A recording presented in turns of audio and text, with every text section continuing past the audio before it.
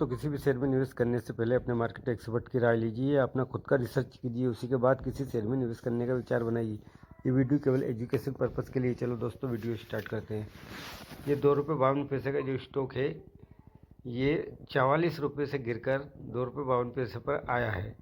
Company ये penny stock है, ये आपको अच्छा रिटर्न भी दे सकती है और आपको घाटा भी दे सकती है। तो दोस्तों, आप इस पे अपना खुद का रिसर्च कीजिए, उसी के बाद इस शेयर में निवेश करने का विचार बनाइए। ये चलो तो ये ₹2.52 का स्टॉक जो है ₹44 से गिरते गिरते ₹2.52 पे आया है दोस्तों। तो आप इस पर अपनी नज़र बना के रखना, हो सकता है आने वाले समय में ये आपको अच्छा सा रिटर्न देकर जाए और एक मल्टीवेयर रिटर्न भी बनाकर दे सकता है, क्योंकि ये पेनी स्टॉक है, ये कुछ भी हो सकता है। इसमें आपके पैसे डूब भी सकते हैं और आपके पैसे बन भी सकते हैं।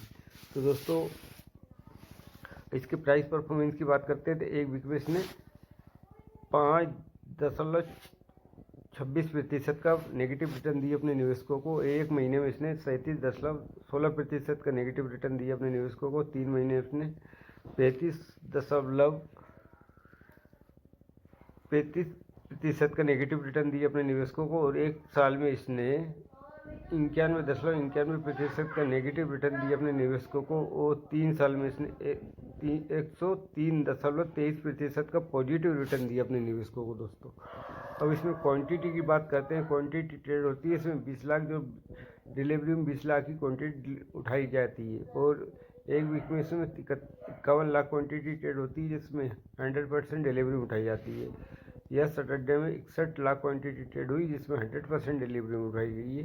टुडे में 1 लाख क्वांटिटी ट्रेड हुई है, 7 लाख क्वांटिटी ट्रेड हुई, जिसमें 100% डिलीवरी उठाई गई है दोस्तों। ये BSE पर लिस्टेड है, इनकॉर्पोरेट 1988।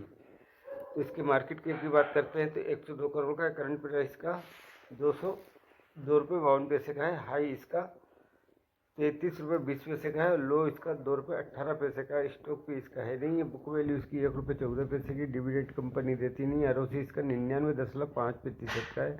ROE इसका 123% का है। फेस वैल्यू ₹1 की है दोस्तों।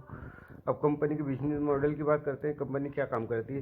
कंपनी एक फार्मास्यूटिकल कंपनी होने के नाते व्यावसायिक वर्टिकल में संरेखित उत्पाद और सेवाएं उत्पाद व्यवसाय में विनियमित बाजारों में सहित घरेलू और अंतर्राष्ट्रीय दोनों बाजारों में इनोवेटर और जेनेरिक फार्मास्यूटिकल खिलाड़ियों के लिए EPI और इंटरमीडिएट्स का व्यापार और बिक्री में शामिल है दोस्तों। Company has a good return on equity, ROE track record 3 years, ROE 101%। और अब इसके क्वार्टर बाय क्वार्टर कंपनी की सेल की बात करते हैं तो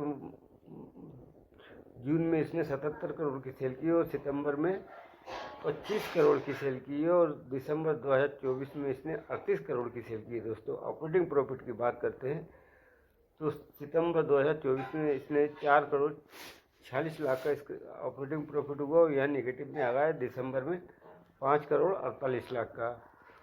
और OPM की बात करते हैं तो OPM 17.78% का इसका पॉजिटिव था, और यह दिसंबर में नेगेटिव में आ गया 14.36% का। अदर इनकम इसके 7 करोड़ की। नेट प्रॉफिट की बात करते हैं तो नेट प्रॉफिट इसका 1.78 करोड़ से घटकर यहाँ 0.76 लाख का यहाँ इसका नेट प्रॉफिट हुआ है। और प्रॉफिट इन लॉस की बात करते हैं तो क्वार्टर बाय साल दर साल में कंपनी की सेल की बात करते हैं तो 4 करोड़ की सेल की है। फिर 1.539 करोड़ की सेल की है इसने। करोड़ में 1.549 लाख की कंपनी ने सेल की है। ऑपरेटिंग की प्रॉफिट की बात करते हैं तो इसमें मार्च 2024 में इसने 34 करोड़ की सेल की, और यह TTM में 36 करोड़ की सेल की नेगेटिव हुई। OPM की बात करते हैं 1% नेगेटिव, 2% है OPM इसका नेगेटिव में। और नेट प्रॉफिट की यहाँ अपन बात करते हैं तो नेट प्रॉफिट यहाँ मार्च 2023 में 33 करोड़ का हुआ, फिर नेगेटिव में आ गए यहाँ 50 करोड़ का।